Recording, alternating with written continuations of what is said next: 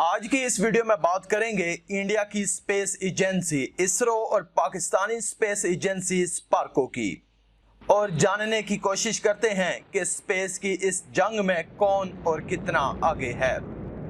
چلیے پہلے تو یہ دیکھتے ہیں کہ بھارت کا حالیہ خلائی مشن کیا تھا، اور اس کے بعد بھارتی خلائی پروگرام اور اس کی کامیابیوں کا کچھ تعارف حاصل کریں گے، اور آخر میں پاکستانی خلائی پروگرام کے بارے میں جاننے کی کوشش کرتے ہیں۔ بھارت اس سے پہلے 2008 میں چاند کی طرف اپنا پہلا مشن روانہ کر چکا تھا۔ اگرچہ بھارت کا یہ پہلا مشن چندریان-1 چاند کی سطح پر اترنے میں ناکام رہا، لیکن اس خلائی مشن نے اپنے ریڈارز کے ذریعے سے چاند کی سطح پر سب سے پہلے پانی کی موجودگی کو دریافت کر لیا تھا۔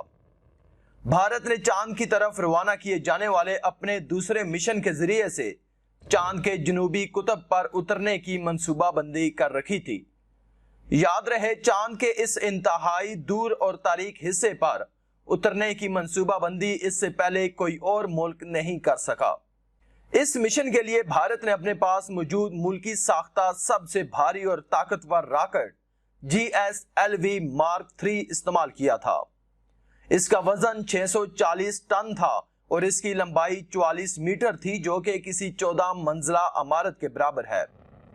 اس سیٹلائٹ سے منسلک خلائی گاڑی کا وزن 3792 کلو تھا، اور اس کے 3 واضح مختلف حصے تھے، جن میں مدار پر گھومنے والا حصہ آربیٹر، چاند کی سطح پر اترنے والا حصہ لینڈر اور سطح پر گھومنے والا حصہ روور شامل تھے۔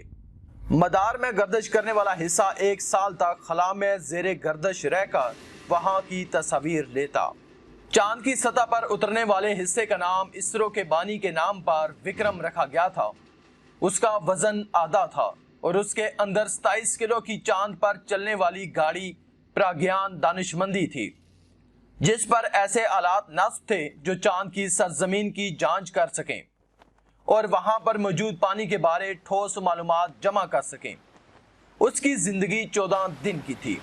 یہ لینڈر سے نصف کلومیٹر تک کا فاصلہ طے کرنے کی اہلیت رکھتی تھی، جہاں سے وہ زمین پر تصاویر اور اعداد و شمار تجزیے کے لیے روانہ کرتا۔ بدقسمتی سے بھارتی خلائی گاڑی وکرم چاند کی سطح سے محض 2.1 کلومیٹر پہلے بے قابو ہو گئی اور 172 کلومیٹر فی گھنٹہ کی رفتار سے چاند کی سطح سے جا ٹکرائی۔ یوں بنی نوع انسان کی چاند کے قطب جنوبی پر اترنے کی پہلی کوشش بظاہر ناکام ہو گئی۔ پوری دنیا کی نظریں اس مشن پر تھیں، اور اس طرح کی کسی بھی سائنسی کوشش کو عام طور پر پوری دنیا کی مشترکہ سائنسی کاوش گردانا جاتا ہے۔ بھارتی خلائی تحقیقاتی ادارے انکاسپر کا قیام 1962 میں عمل میں آیا تھا، جس کو 1969 میں Indian space research organisation ISRO کا مختصر نام دے دیا گیا۔ اس کے بانی اور پہلے سربراہ خلائی سائنسدان وکرم سارا بھائی تھے، اور اس کا ہیڈ کوارٹر بھارتی شہر بنگلور میں واقع ہے۔ اس وقت اس خلائی تحقیقاتی ادارے کا سالانہ بجٹ $1.5 ارب ہے، اور اس میں 16,800 سے زیادہ سائنسدان کام کر رہے ہیں۔ اسرو نے 19 اپریل 1975 کو اپنا پہلا مصنوعی سیارہ آریہ بھاٹیا سویت یونین کی مدد سے خلا میں بھیجا۔ 1980 میں بھارتی ساختہ پہلے خلائی راکٹ SLV-3 کے ذریعے سے روہنی نامی مصنوعی سیارے کو کامیابی سے خلائی مدار میں چھوڑا گیا۔ اس کے بعد بھارت نے مقامی طور پر 2 خلائی راکٹ ڈیولپ کیے، جن میں سے ایک PSLV پولر مدار کے لیے اور دوسرا GSLV جیو اسٹیشنری مدار تک مصنوعی سیارے پہنچانے کے لیے بنایا گیا تھا۔ ان کے ذریعے سے گگن اور IRNSS جیسے متعدد مواصلاتی سیارے اور نیویگیشن سسٹم کامیابی سے خلا میں پہنچائے گئے۔ 2014 میں اسرو نے ہندوستانی ساختہ GSLV D5 راکٹ کی مدد سے اپنے مواصلاتی سیارے GSAT-14 کو کامیابی سے خلا میں چھوڑا۔ 22 اکتوبر 2008 کو بھارت کا پہلا خلائی مشن چندریان-1 چاند کے مدار میں بھیجا گیا، اور 5 نومبر 2015 کو مریخ کی طرف پہلا بھارتی خلائی مشن روانہ ہوا، جو کہ 24 ستمبر 2014 کو مریخ کے مدار میں پہلی ہی کوشش میں کامیابی سے داخل ہونے والا دنیا کا پہلا خلائی مشن بن گیا۔ 18 جون 2016 کو انڈیا نے ایک ہی راکٹ کے ذریعے سے 20 मसनूई सियारे अगट्ठे खला में भेजे और 15 फरवरी को अपने ही तैयार करदा ताकतवर खलाई जहाज PSLV-C-37 के जरिए एक ही फ्लाइट में 104 मसनूई सियारे खला में कामयाबी से भेजकर अब तक का ना टूटने वाला आलमी रिकॉर्ड अपने नाम कर लिया।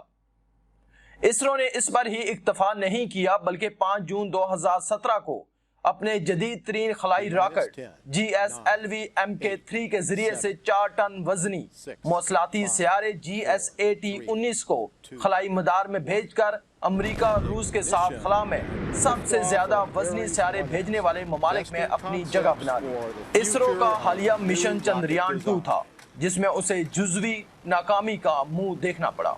इनकी मुस्तकबिल की मंसूबाबंदी में मुकम्मल हिंदुस्तानी खलाई स्टेशन की तामीर, मसनूई सियारे छोड़ने वाला इंतहाई छोटा कम खर्च खलाई जहाज, इंसान बरदार खलाई मिशन, बार बार इस्तेमाल होने वाले खलाई रॉकेट और शमसी तवानाई से चलने वाले खलाई जहाज शामिल हैं। इन बेमिसाल कामयाबियों के दौरान कई बार भारतीय साइंसदानों को नाकामियों का मुंह भी देखना पड़ा जिनको हमारे मीडिया में खूब बढ़ा चढ़ा कर पेश किया जाता था ताकि इसरो को एक निकम्मा और नाकाम अदारा साबित किया जा सके। आप जरा अपने खलाई तहकीकाती अदारे स्पार्को का अहवाल भी जान लें। इसका क़याम 1961 में अमल में आया, यानी हम खलाई तहकीक की दौड़ में इंडिया से 1 साल पहले ही दाखिल हो गए थे। बस जरा रफ्तार ऐसी रही कि आज खलाई तहकीक के आलमी अदारों में हमारा नाम शायद खुर्दबीन से देखना पड़ जाए। इंडिया के इसरो के $1.5 अरब के सालाना बजट के मुकाबले में स्पार्को का बजट महज 4 करोड़ और 30,000 डॉलर है। इसका पूरा नाम space and upper atmosphere research commission है, जो कि अफवाज पाकिस्तान के स्ट्रेटेजिक प्लानिंग डिवीजन का एक हिस्सा था। शुरू में इसका हेडक्वार्टर कराची में था, जबकि अब इसे पाकिस्तान एयरफोर्स के मातहत कर दिया गया है, जिसका मरकज अब आर्मी डिस्ट्रिक्ट चकलाला में है। अपने क़याम के इब्तदाई बरसों में इसकी तरक्की की रफ्तार शानदार थी। 1962 में इसने मुकामी साख्ता पहले सॉलिड फ्यूल के हामिल बगैर इंसान बरदार रॉकेट रहबर की कामयाब उड़ान भरी और इस तरह पाकिस्तान एशिया का तीसरा और दुनिया का 10वां ऐसा मुल्क बन गया जिसने खलाई रॉकेट का कामयाब तजर्बा किया। इस वक्त के खलाई प्रोग्राम में पाकिस्तानियों को अमरीका की तकनीकी मुआवनत मैसर थी।